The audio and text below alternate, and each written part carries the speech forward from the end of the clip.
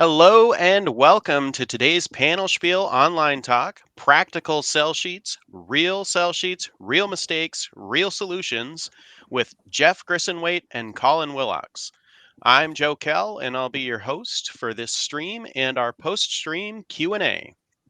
Jeff is a board game designer who has signed 8 games with publishers in the last 2 years, including Positano, which released in May. This year, he won the Ion Award for Best Strategy Game for Magma Punk and placed third in for the Cardboard Edison Award for Branching Out. Prior to making the jump to full-time game design, Jeff had a career leading product management teams in tech companies. Colin is a designer and researcher based in Berlin with over a decade of experience in graphics, interaction design, product design, and ethnographic research. He's also a performer and teacher of improv. You'll need a free backstage pass to join the private Q&A in Discord after this stream. Sign up at protospiel.online/panelspiel. Once you have your pass, visit protospiel.online/panelspiel Discord to pair your Discord username with your pass and get access to the panelspiel areas in Discord. The one thing that I'm super excited about to have these two folks as speakers for this topic is that I see them all the time in Break My Game, looking through people's sell sheet, giving actionable feedback, talking about information hierarchy, like, hey, actually this thing, like, yes, this is an element of your game, but it's not an element that makes people excited. What about this thing that I've seen when I played it? So I'm super excited to see what you have to say. And for now, I'm going backstage, and I will be back at the end of this presentation.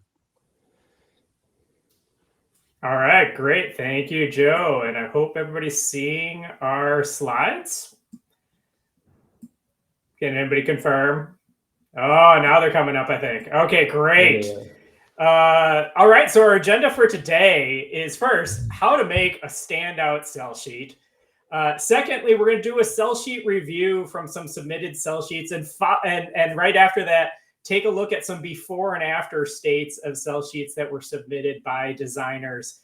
Then we're going to share a couple of resources, and we'll finish out with some questions and answers. So Colin, tell us about where sell sheets fit into the process.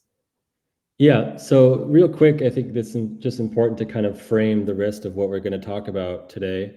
The sell sheets fit in pretty early in the process. So assuming you're planning to, pitch your game to a publisher and see it on shelves one day, you probably reach out via email and write a little blurb about your game, or maybe you see someone at a conference. So you've got like your elevator pitch, maybe 30 seconds kind of plan. So that's actually the initial interaction that someone might have with your game, but it's not visual. So the sell sheet is really the first visual piece that they're going to see about your game. It's short and quick, and it's kind of like a movie poster. I like to think of it that way for your game. It's not the movie trailer, it's just the poster. So the intention is to basically like whet the appetite and make them feel like excited about actually going to check out that trailer or go to check out, the movie, which is your game in this metaphor. And the other thing here is there's really not much time to grab the attention. So I like to think of like 3 to 5 seconds to really have something on that sell sheet grab the reader's attention. And if that works, then they're going to spend more time looking at the sell sheet. So yeah, early in the process, and then as you can see here, hopefully that leads them to the pitch video or a demo and onwards towards publication. That's right. So let's talk about what is on a sell sheet. What's the anatomy of a sell sheet? Yeah, you got your title of the game at the top. Oftentimes you want to include taglines, not required, but I recommend it.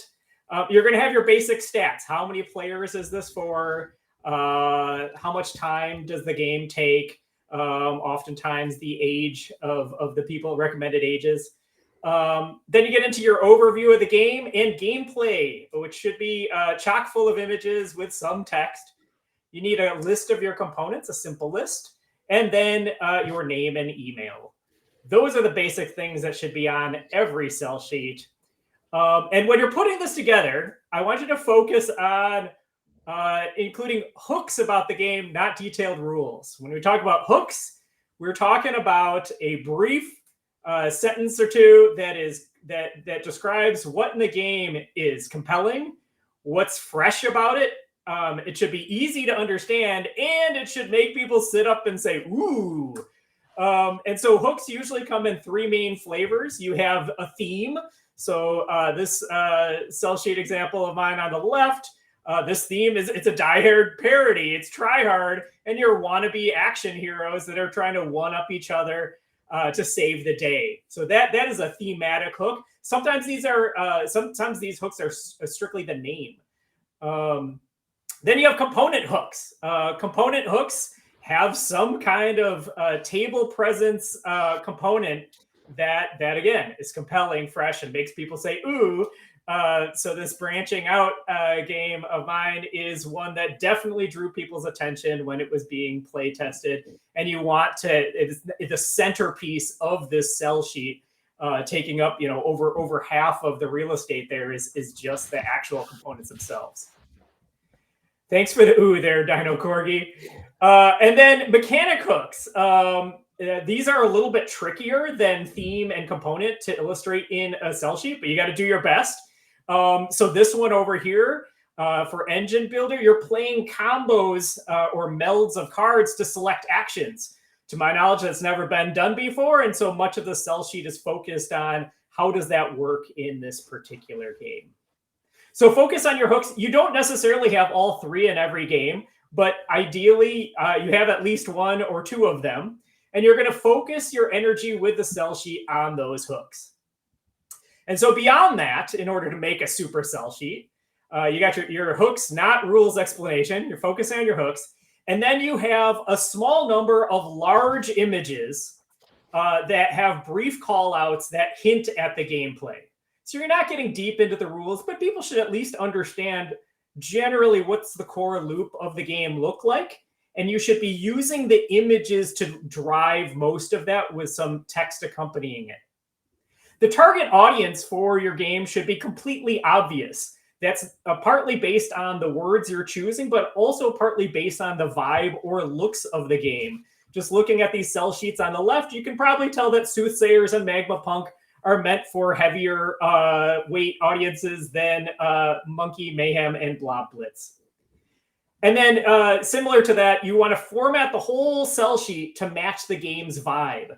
You should be conveying, is this cheeky and fun, or is this serious, or does this have some kind of hidden traitor sneaky type elements? All of that kind of vibe should be coming out in the entire formatting of the cell sheet. And with that, I'm going to turn it over to Colin, who's going to go much deeper into the look and feel of cell sheets with some graphic design principles. Yes, so we're going to be using my own cell sheet here to basically look at 5 kind of tips in terms of graphic design, but specifically applied to cell sheets. So we can move to the first one. Yes, and that is be visual. We don't want to write a textbook here, right? We have the opportunity to use colors, to use pictures, to use icons. So ideally, we want more visuals than text if possible. And, we all know the saying, a picture's worth 1,000 words. That definitely applies here.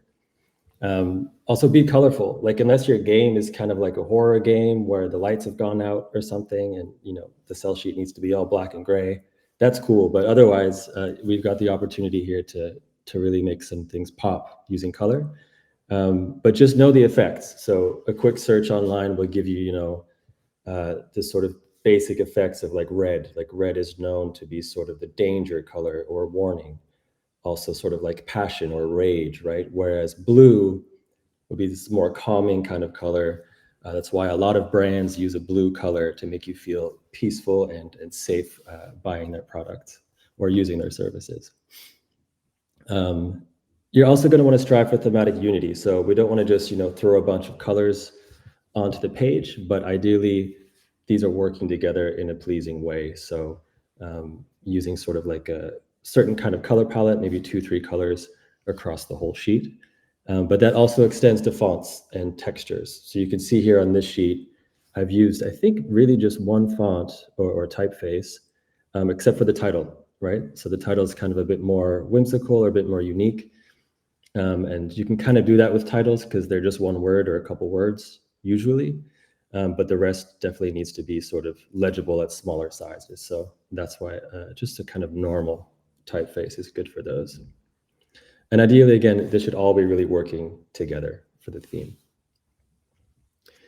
Tip 2, plan the scan. So in the West, at least, the F pattern is sort of the common way of reading content. So kind of entering in the top left and moving across the page and then back to the left, sort of like think about reading a newspaper. So your important content, like sort of the key details, should really be up top. So here you can see the F's a little bit in the way, but you can see I've got title, some awards that the game has won, sort of a hook or a tagline, some core mechanics, and my basic stats, right? And ideally what happens there is someone can read that and they know right away, is this game for me or is this a game that I won't publish, right? For example, this is a cooperative game and a trick-taking game. That's pretty specific. A lot of publishers aren't going to publish that kind of game. So that's good that they don't have to waste their time reading the rest of the sheet, right? That's a good thing. Kind of on a similar note, we want to use a hierarchy. So that was one example, right? Key things at the top, but we can kind of extend that throughout the rest of the sheet. So for example, on the left side, we've got 5 headlines and those are sort of called out with this white background. And then there's some details below. And that kind of lets the reader like move through the sheet in sort of a, I don't know how to explain, like sort of a first pass with the high level details and then do kind of a second pass just on the things that they're interested in. But that first pass should make sense by itself. And that comes to the third point here is we want the headlines that we use to kind of stand alone.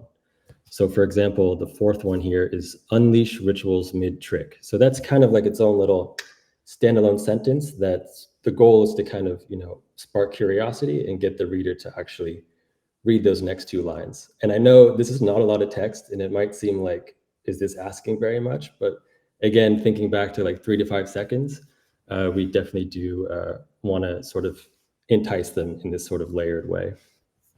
Finally, try to spatially group similar items, right? We do that with words. We also want to do it with any components or elements on the cell sheet. So use that negative space. Tip 3, size it up. So I'm just going to do an experiment here. So I hope you'll join me. So I'm going to ask you to squint your eyes really almost so that they're almost closed and look at the cell sheet on the left side of the screen. And what can you actually see there, right? I'm guessing that what really jumps out is probably that big colorful blob on the right that's kind of blending the cards into the island, the board there. There's kind of a white gray texty blob on the left, and maybe you can just make out the title. This is kind of a good experiment to do to see like what is happening first for people when they look at your cell sheet.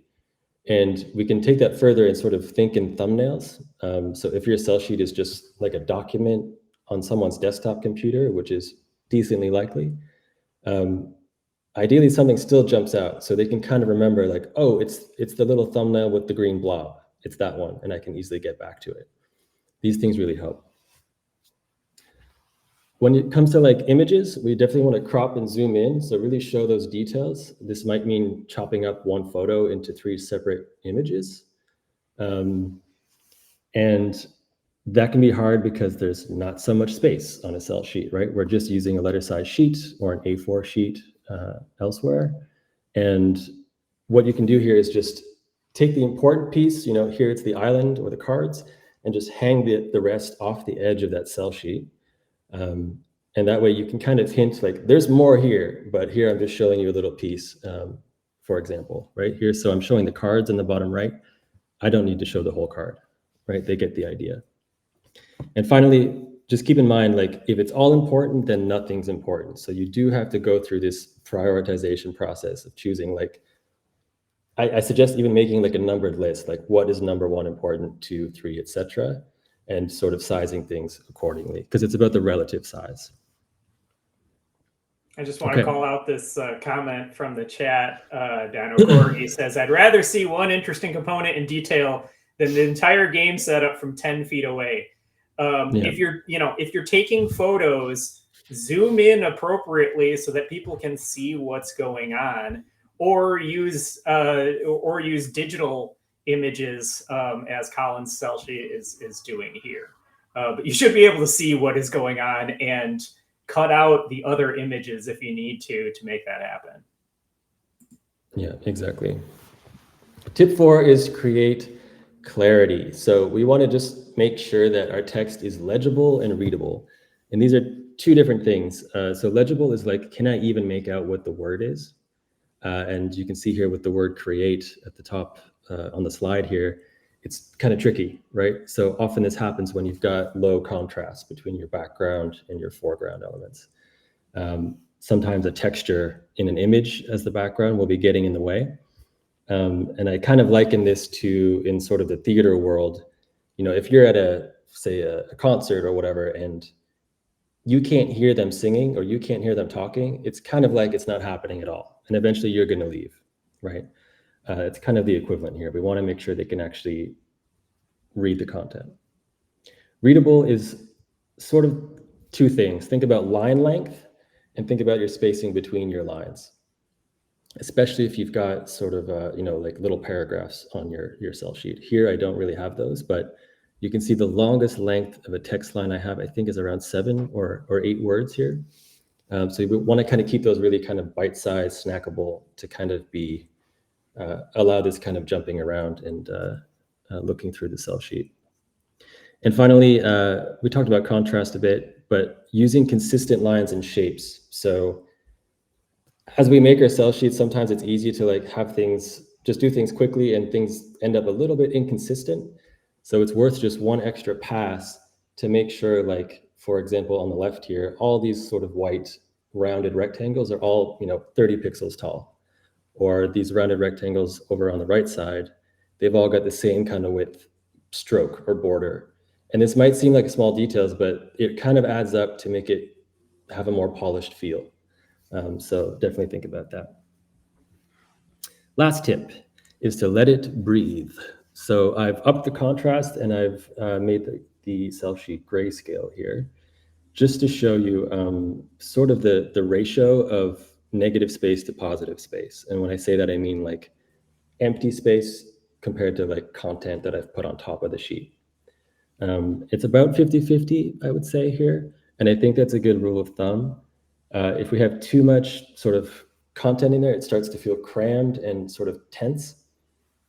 You might do that intentionally, but usually that happens accidentally. So it's just something to think about. We often think about what can I add to this empty page, but don't forget that the empty pieces of that page are already doing something for you.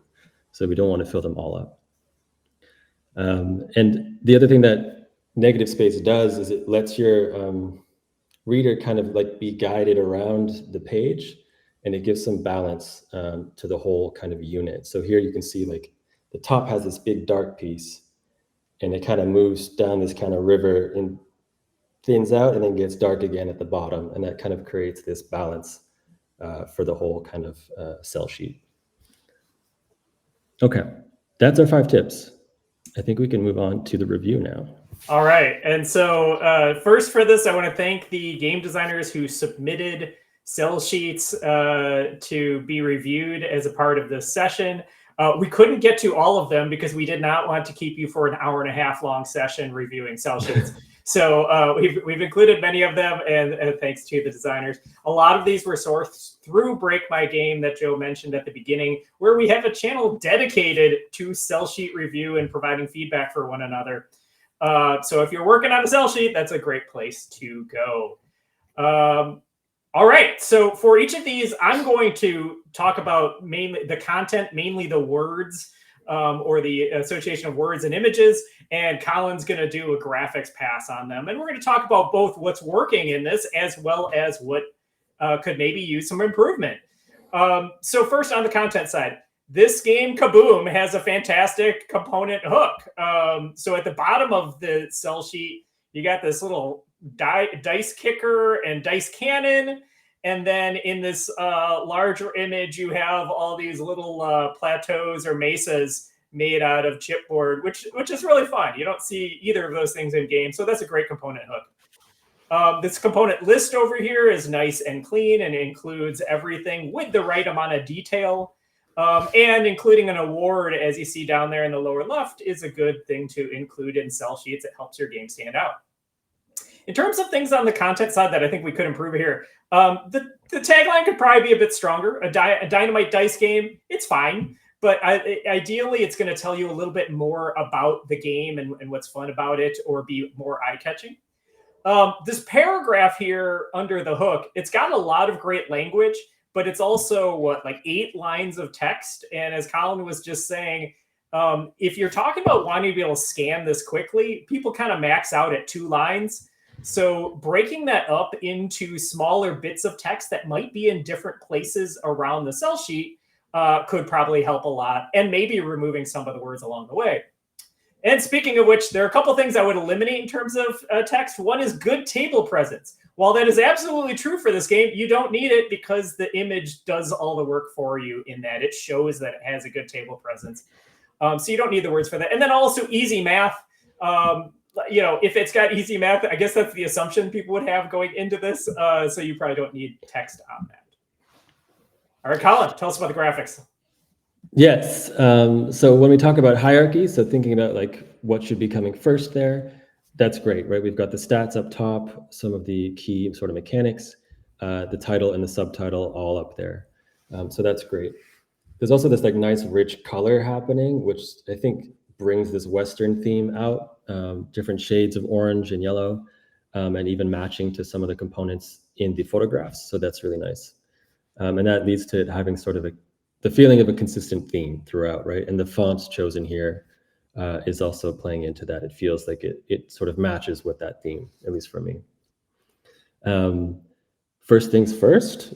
So here I would suggest maybe flipping the locations of the title and the sort of stats and mechanics, because it feels like if we think about that F pattern, the first thing on this sheet is 2 to 4 players. So there's 2 ways to handle that. One is just make Kaboom, a dynamite dice game, much bigger, and the eye would probably go there first anyways. But because of space reasons, what I'd suggest is just flipping them, have that on the left, and then put those stats on the right. And that's going to help with the second point here, because the legibility of the stats is pretty low. A few things are happening. We've got this image in the background with the sort of plateau. It has a texture, and then the black text on top, which is not a typical font. It's kind of funky and imperfect. So it makes it hard to sort of read. So ideally just clearing that up and making it, we don't want it to get in the way, basically. We can also kind of kill a few birds with one stone, like the word players, ages, and minutes. We can just remove those and use icons. A lot of game boxes will have this kind of thing on the side. That will use visuals over text. That's one of the things we talked about, but it's also going to free up some space, basically. And finally, some alignment and padding details. So again, these are small details, but they do add to this kind of polished feel. So if we kind of follow the left line along the left margin of the cell sheet, there's this nice line that gets created with the starting of the text on every line, right? But then suddenly, right below Die Cannon, we've got the logo of the contest that pops out to the left. And then we go down to the email, and that pops back over to the right, but even further than the original line. So it creates this kind of messiness. So just lining those up will sort of make it feel a little more clean. And just thinking about padding. So the word workshop in Board Game Workshop is coming up real close to that photograph, right? So I would just suggest bringing that down to the next line so that there's some padding there. All right, now we're going to talk about Hench. This has a great thematic hook that comes through strongly, where you're going to be these minions for cartoon villains. I think that comes through strongly in it's a good thematic hook, and also the language that's used throughout this, it emphasizes that. So you see this box here: miserable do-gooders will try to ruin your boss's plans. or complete vital missions for evil. Use this kind of thematic language throughout your whole cell sheet as much as possible, rather than resorting to dry mechanics style language to really bring out the theme of your game. And then I'd say this cell sheet also has a nice, concise summary of what is going on in the game with these 5 boxes here. I think the tagline here could also be a bit stronger. Co-competitive is a bit of a awkward corporate-y term. So I think that could probably be stronger. I think the images and the text could also be better integrated to explain gameplay. There's a little bit of an attempt here with these little arrows pointing to things. But I think there could be a stronger connection between those. Especially when I look at card games, I'm always looking for what's the mechanical hook, because card games it's by nature, you're not going to have much of a component hook. And so ideally you can have both a thematic hook and a mechanical hook. And so that's one I'd be looking for in this one. And then be sure to add your name. I like name and email as a combo. You probably don't need your phone number and website and all that other stuff, but name and email is a good thing to include in terms of your contact info. Okay, so on the graphics side, this sheet really follows like this F pattern really clearly. We've got the stats title up top there. The components actually could probably come down, but otherwise I think it sort of follows this nice top left to bottom right kind of flow. There's also like this nice color pop from the cards in the bottom left, which is great. The other thing is that the text to visuals ratio feels about right to me. The text is big and readable, and there's these nice colors happening. What I'd love is like a cleaner background, because there's some sort of photograph there. I don't know what it is though, because there's so much stuff on top. So my suggestion is just totally get rid of that background photo. There's already enough content to engage with, and that's going to clean things up a lot. It's going to also help you, hopefully, you can get rid of these white boxes behind all the text, because I think those are basically there to make sure there's enough contrast to be able to read them. So if we just make the whole background simpler, those can be removed and it's going to be a little cleaner. I would also think about your alignment. So we talked about this on the last one. Just if you do have those boxes, just line them all up on the right side or maybe on the left side, whatever it is. Bring those colors out to the rest of the sheet would actually also be nice. You can experiment with some font colors or text box colors. And just make sure that you've got some padding around your content. So for example, the title hench, the H is actually literally touching the edge of the box. So ideally we just add a little bit of breathing room, 10, 20 pixels around that to let it sort of feel a little easier on the eye. Makes sense. All right, and now Sky Commanders. So this one, most often when I review cell sheets for folks, the most common comments I have are that you need to cut down text by like 70% and make your images a lot bigger. This one is very concise with the text. Perhaps even maybe there's room for a little more. This 1, 2, 3 is a great structure for if you can explain your gameplay in 3 steps. It's great to highlight what the gameplay looks like with a 1, 2, 3 pattern like you see here.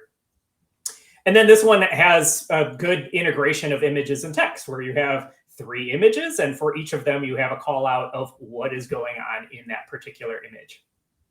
In terms of things to improve on content, this is minor, but for components, typically you're including components on a cell sheet in order to convey to publishers, potential publishers, what this will likely cost to manufacture. So in that case, you don't necessarily need to break out each of the different types of things. So this has 18 cards.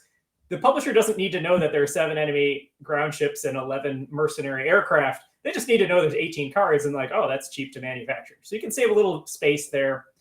The tagline could be strengthened here. Good poker hands are only half the battle. It makes me immediately think, what's the other half? Because we've all played poker. The publisher's not going to republish poker. So what is the other thing that's going on in this game that's so exciting? I think the tension could be played up more. So you're creating these poker-like hands. You're attacking enemy ground ships with a combo. what is the tension that's making those choices tough for you to make? And going along with that, like what a stronger mechanical hook in here would be helpful, I think. Okay. Graphically, very strong theme coming through, and that's related to what Jeff said about this being very visual. So that's great. And with that image, we've just got a lot of space. It's literally air around everything. So that feels great. And like I said, lots of visuals happening, much more so than the text. First things first here. So I'm missing the stats at the top, right? Those are kind of buried in the bottom left, but those are super important details, right? This is just a 2-player game. So the reader doesn't want to, we don't want to force them to kind of look for that information. Oh, it's down here. I don't do 2-player games. And, we just want that at the top. The other thing is, lots of visuals is great, but ideally we could have more of it be about the gameplay itself, or the the board or the cards, kind of zooms or crops on those, as opposed to this thematic, these airplanes at the top. That's nice, but we just want to change the ratio a little bit. And additionally, ideally the components list in the bottom left there, that's a good spot for those. I think they could probably do without that white box. Everything else is so kind of nice, kind of like grouped well. And it feels like this white box is a last minute thought of like, ooh, it needs to be readable. But ideally we can just kind of use that white light blue background. And I think it could work without that. It's going to look a bit better that way. Great. All right. Now we're doing something that I have not seen before, but I think should be quite helpful. Is we're going to look at 4 cell sheets, and we're going to look at an early state of that cell sheet and a later state of the cell sheet. It's not necessarily perfect. It's not necessarily completely done, but it's going to be a lot nicer. So again, thanks to the designers who submitted these. So we're looking at spin cycle here. You see that for each of these, you're going to see the before on the left, the after on the right. That's probably obvious. And we're going to highlight the things that have particularly improved in this journey, this process. And again, I want to plug Break My Game. All these came through Break My Game, in which people iterated on and improved their cell sheet based on feedback. So, so for this one, we have the thematic hook is coming through so strongly, particularly in the second one, where it's got this unique theme of a laundry themed battle game.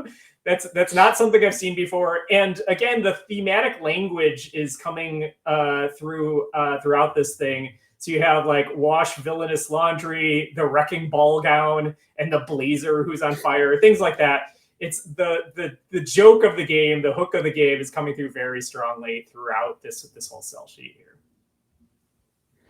And maybe just a reminder for anyone was wondering if they could send a cell sheet in now. Not for this presentation, but we will have time afterwards in the Q&A to maybe chat about some other things as well. So yeah, and I'd also say jump on to Break My Game and go into the cell sheets channel, and we are on there regularly helping people out with their cell sheets. Yes. Okay. And Protospiel Online, for that matter. Good call out. Protospiel Online also has a cell sheets channel where the same thing occurs. So that's another place to do it. Graphically, yeah, much stronger theme, right? We've got the water with the blue. We've got the bubbles. I actually feel this kind of spin happening almost. So that's really cool. I think the italics of the title is helping it feel like it's kind of rotating to the right. So that's great. And these clearer headlines, right? So we had gray ones over here on the left. I think there was just 2, but we've doubled that to 4. We've made them much bigger. They got color. So that lets us basically, scan through those headlines first, wash villainous laundry, be the most legendary laundrobot, etc. And then we can dive into the details if we want to. The relative sizes of things also just feels better, right? The title is much bigger here and the stats have gotten smaller, right? And that's probably the ratio we want, as opposed to on the left where the stats are kind of really big, kind of dwarfing the title itself. And like I said, just really guiding the eye sort of clockwise around the sheet is pretty unique. Usually it's kind of top to bottom, so that's really nice. All right. Let's take a look now at Ritual Underground. This one has rather concise text, especially in this latter state. They've cut out a lot of words in order to get down to that.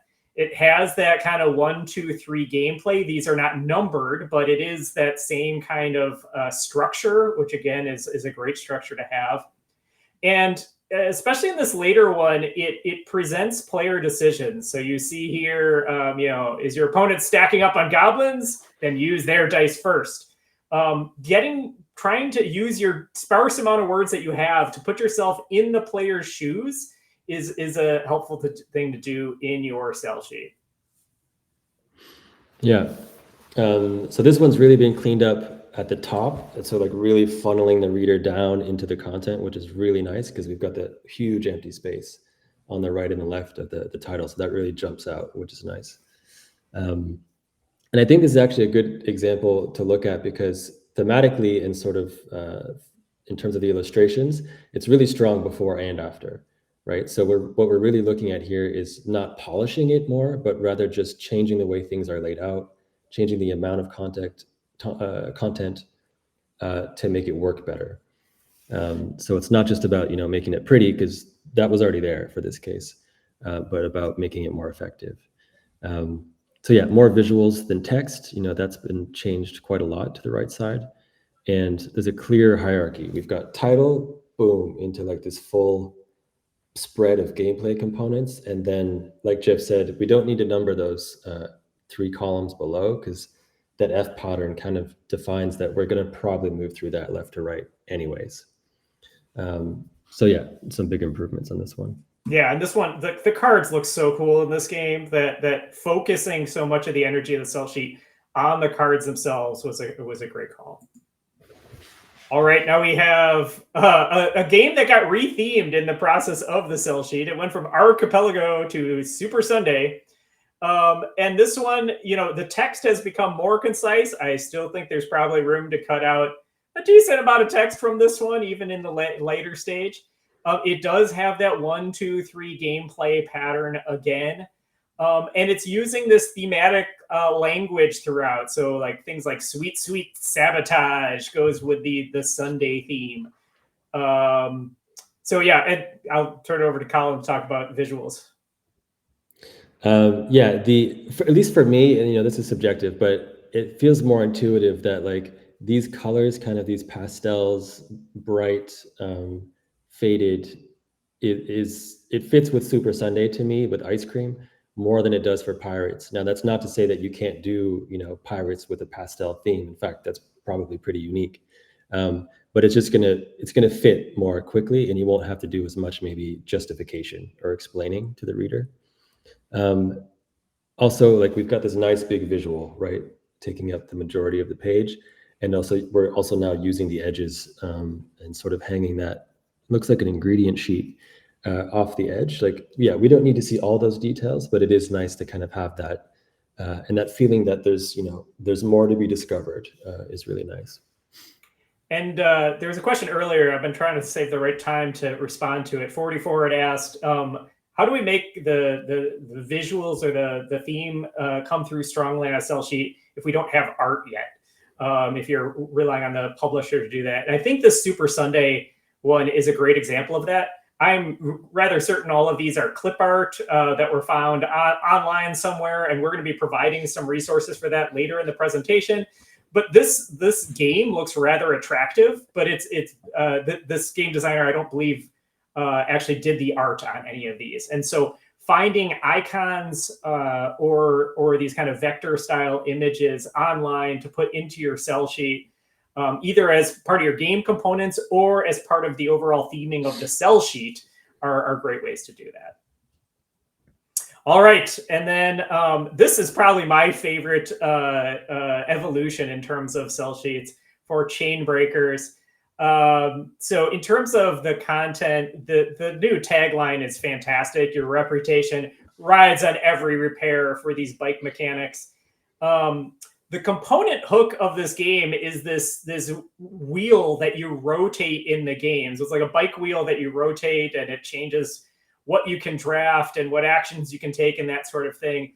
And that is now the centerpiece of this cell sheet. So it was present on the other cell sheet, but it kind of got lost in all the details. And now it is front and center. You got the big wheel. It says rotate the wheel. So you want to make sure that not only are your hooks in your cell sheet, you're focusing on them with your content.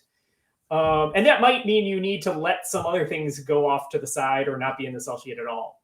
And this one, I think, does a much better job of integrating text and images. So this overlapping some of your text on top of the image focuses the eye on what is that text talking about. Yeah, exactly. And it's a very similar kind of the opposite, but same kind of technique as hanging content off the edge of the sheet.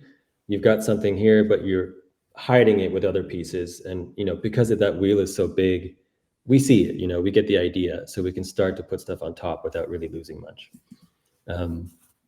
We've also here, so we've got a much punchier header, just chain breakers in black at the top. And the stats really stick out because they're matching that rich black, which doesn't really show up anywhere else except on the wheel on the sheet. It's much more legible. So if you look on the left, we've got like this pink text box near the top, which is white text on a pink background, really hard to read. Also, the padding is sort of uneven in that text box. So all of that's just been cleaned up and improved on the right side. And it just breathes a little better because of that. Or it reads a lot better, actually. There's a lot more white space here. And just the headline hierarchy. So like letting people kind of scan through those headlines, rotate the wheel, follow actions, fix spikes, build loyalty, and then I can dive in more if I want to. Yeah. Yes. So it's important to mention, like Jeff and I here have talked about like some best practices and kind of like the ideal state of things. It's never going to be perfect. At some point, we need to, decide this cell sheet is just good enough. At that point, call it done, and put your extra energy into designing your game. And so to help you along the way, I have put together these cell sheet templates that are meant to be a nice constriction in terms of it's basically a template, but also it's meant to constrain the amount of words you're using and put you in the right place in terms of the size of your images. So there's a URL here and a QR code. I'll hold on this for just a second, but we'll also be going into Q&A over in the Discord, and we can provide the URL and link to those there as well. Along those lines, we also wanted to point out some of the free resources that you can use to put together cell sheets that we both use. So we have several icon sites there. I personally love the Noun project. It's got icons for everything and usually hundreds of different variations for each icon. I use Vecteezy a lot for images on both my cell sheets and in games. There's a lot of free vector images there. Unsplash can be good for photos as well as other types of resources. I use Google Slides to put together my cell sheets and a lot of game component stuff. I think you're using Figma, right, Colin? Yeah, I mean, I've got a design background, so Figma might be a little bit more technical than Google Slides, but it is pretty easy to pick up. It's not as complicated as Photoshop or something. And the great thing about it is that there's sort of plugins. So Icons 8, for example, has a plugin for Figma, so it kind of just speeds up that whole process. Yep, and the Noun project has a plugin for Google Slides, which is great. You want to talk about Adobe Color Wheel? Yeah, this is just a tool for free online. It's going to help you basically build these color palettes, right? So we talked about trying to use color, but not too many random ones. So this will help you kind of build stuff that's pleasing to look at. All right. So now I think one of our moderators should jump in and get us over to Discord where we can do some Q&A. The cell sheets template's there as well if you didn't catch that before. Hey, Joe. Yeah, thanks so much, Jeff and Colin. That was fantastic. And also joining us is Heather Newton, the lead organizer for Protospiel Online. And we're just about ready for the live audience Q&A call in our Discord backstage. If you can't see the Backstage channel in Protospiel Online's Discord yet, get your free Backstage pass at protospiel.online/panelspiel. Once registered, visit protospiel.online/panelspiel Discord to pair your Discord username with your pass and join the Panelspiel party. Our helper bots take 3 to 4 minutes pairing these up, so do be patient and hurry up and do it if you haven't done it yet. Exactly. Yes, and the passes are free, but you see we have a wall of fame here. These are people who have, in the process of signing up for their pass, chosen to add support for our community, and one of the benefits they get is getting on our wall of fame. And here it is. It's also in the Discord server, so you'll see it all around like our website and such. And if you're coming in late, I'll update this probably tomorrow morning. Yeah, so thank you to everybody who is giving us financial support. We can't do it without you. And I do want to say, I had a comment. Well, actually, each of you have a speaking quality that's really captivating, but in different ways. Like you're kind of bouncing off each other. Like Jeff has a really, like, you can hear his smile in his voice. And Colin has a really chill, like everything's going to be fine sort of Everything's going to be just fine. We were kind of hopping back and forth between you. That was fun. Without a doubt. Yeah, do me now. Do me now. Well, you have a very "we're gonna have fun together now" voice, Joe. Joe is somebody that I have play tested with, and he spends a lot of time in the Building the Game podcast server, which is another community where you can talk to board game designers. There aren't as many like organized events, but it's conversations around what's been discussed on the podcast, and you can hear Joe on that podcast too. Joe is a trickster and a jokester and a goofball, and so if I hear Joe being serious, I'm like, nah. You're being very professional in reading your announcements and everything, and I'm like, okay, is he about to drop a bomb on us here? Thank you for the effort, Joe. I was at one point a Yeah, professional that's GM, true. That's so I can read to groups when I need to. Absolutely. Yeah, you could be an announcer for The Price is Right, etc. Or The Gong Show. No, The Gong Show more. Greg says you're more The Gong Show than The Price is Right. Oh. Yes. Thank you very much for that presentation. That was super informative, and I'm excited for people to have it that couldn't come live, rewatching it on YouTube. You may be doing that right now as you watch the replay on YouTube. Thank you all very much. So the Q&A in our Discord server will start on the hour, and we have a few minutes left, so we can answer some questions if they're asked in the Twitch chat. There was somebody, I didn't focus them on the chat because you were mid-message, but I can put it up. I think you briefly answered it, but maybe you could go back to it. Is the how to plan the timing of art and making your sell sheet. Yeah, I mean, having some sort of art is important on your cards. But the general I'm going to talk about pitching to publishers. Publishers consider their responsibility to source the right art, find the right art, pay for the right art for your game. The conventional wisdom is do not pay for art for custom art for your prototype. And in the games that I have signed, I've never paid for any custom art. In fact, I only paid for custom art once, and I didn't get that game signed. So there you go. But use those icon. I don't know if people can see. People can't see what I'm sharing anymore. But you can use those icon sites we're sharing or free image sites to source art for your game, make your game look nice, and then in addition to that, in the sell sheet, sometimes up in the header, you want to pick some big thematic image that could be kind of the equivalent of like the front of a game box, and put that up in your title image, kind of a banner title. That is that what you're trying to do is help the publisher imagine this game on a shelf. The sell sheet's goal is to help the publisher imagine the game on a shelf. It's going to show them, use that title area to show them the front of the box, use the rest of them to show the rest of the sell sheet to show them what that back of the box looks like. Yeah, and I would just add that it's fully understood that anything in the sell sheet is prototype, right? Because we're trying to get this game published and developed for probably months to years. So just any kind of image that's going to make it sort of punchy and memorable is already doing a lot of the heavy lifting.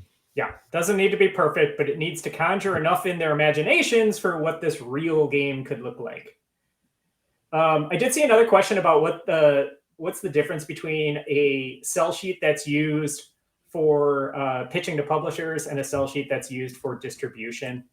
So first caveat, I don't know much about sell sheets for Kickstarters or if you're going direct to retail or something like that. But I have seen some from publishers. Stonemaier always includes a sell sheet with every game that they publish, and I find them interesting. I would say a lot of the philosophies that we've talked about today are identical there. They show the gameplay in a series of images. Each of those images has a caption that explains what's going on in that particular image. It does not use a lot of text, and the top of it has the title, the basic stats, and a tagline and some mechanics. I mean, it's very similar. The biggest difference I'd say is probably if you're going on crowdfunding or going direct to retail and you have a sell sheet, it's got to be super polished because it's not a prototype anymore. The expectation is that you have somebody who knows their way around graphic design, putting it together, that you have real artists that are putting together the illustrations, not just for the game, but for the sell sheet itself. So that I'd say is probably the biggest difference. And I'd invite anybody else who has other opinions on that to weigh in. I would say you also aren't going to need to spend effort on putting the list of components on a sell sheet that's for the customer. They don't care about that. Yeah, that's probably true. I've never bought a game because it has 30 cubes or 60. Now I want it at 60 cubes. You know what I mean? Yeah, I think the part of the difference there is who the audience is. So when you're pitching the game, the reason why you're listing the components is so that the person you're pitching it to can have an idea of what it's going to cost. When I'm thinking of a sell sheet for distribution, I actually used to review all of them for Asmodee before we would send them to Alliance Distribution. And they need other information. So they are a warehouse. And so they want to know how many copies of the game are in a box. They want to know the dimensions of the game. They want to know the weight of the game because they need to ship it, and that costs them money. They want to see the final thing, right? So it's like it's a picture of a box. It can be one of the things, whereas normally you don't need to do that in a game that you're pitching. And one other difference, but I've lost my train of thought on it. So the one thing you were saying about components made me think of, if you're thinking of your audience is really the key thing. If you're putting together a sell sheet that's ultimately for an end customer, you might want to include components if they're exciting, like it includes a bunch of miniatures or that sort of thing. But the number of cards in the game is not necessarily exciting unless it's Vantage. Just keeping your customer in mind, or keeping the end audience in mind for your sell sheet at all times is probably the critical thing. And seek out examples from others. So if you're looking for a sell sheet specifically for distributors, try to see if you can get some examples from either the distributors or from other publishers. We have another recent question saying, like, all of these were portrait. Is it a bad idea to use landscape for a sell sheet? So my thought on that is that there's an expectation for what a sell sheet is. And I don't know that it's going to help you to break that expectation unless you're doing it in a rather significant way. So think of cell sheets similar to resumes. Resumes are also typically in kind of a portrait style view, and you don't want to change the change of orientation to be a distraction. You want to focus on the game itself. And if your intended audience, whether it be publishers or distributors, whoever it is, expects a cell sheet to be a letter size or A4 sheet of paper in a portrait view with the kind of conventions that we talked about today, I would say stick with those conventions and distinguish yourself by using by with your words and with your images and visuals. That would be my argument. Is it the end of the world if you do landscape? Probably not. It's probably totally fine. But I wouldn't buck convention unless you have a really specific reason for it. Yeah, I think I agree with Jeff. Generally, like the interesting, unique stuff is going to happen on the page, not necessarily the orientation of the page. But I do think, rules, once we know them, we can break them intentionally. And like, if your game is about landscape paintings, maybe put a frame around the edges, and that might make it stand out, particularly. But generally, I would say, yeah, I agree with Jeff. Okay, well, we have just 3 minutes before the top of the hour, so I'll direct the attention again back to instructions for if you're watching this and you want to talk live, voice to voice with these speakers in our backstage and Discord, and you don't have access yet to specifically to the panel spiel area of Protospiel Online Discord. You may be an alumni of our convention or a free community member and be in our Discord, but you don't see the panel spiel area.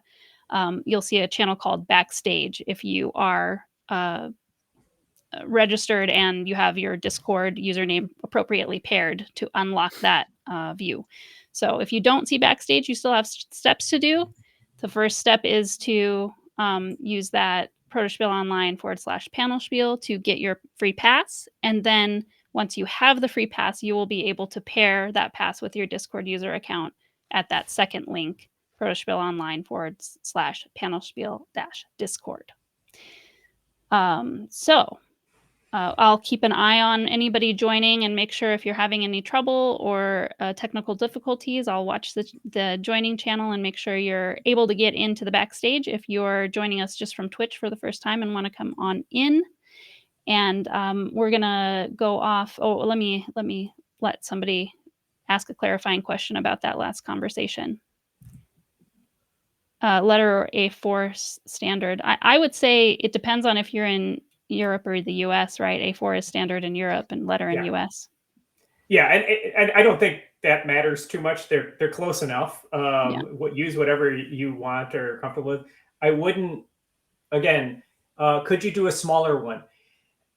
I wouldn't buck convention for like a single cell sheet, probably, unless you have a particular reason to. I have seen people experimenting with like the cell sheet of cell sheets. So it might be a page that has 4 different mini cell sheets on it. I think that could be a compelling way to show to a publisher and say, do any of these interest you? Each of those cannot be just a shrunk down cell sheet, though. I would encourage you to use even less text on each of those. Because you have just 25% of the space.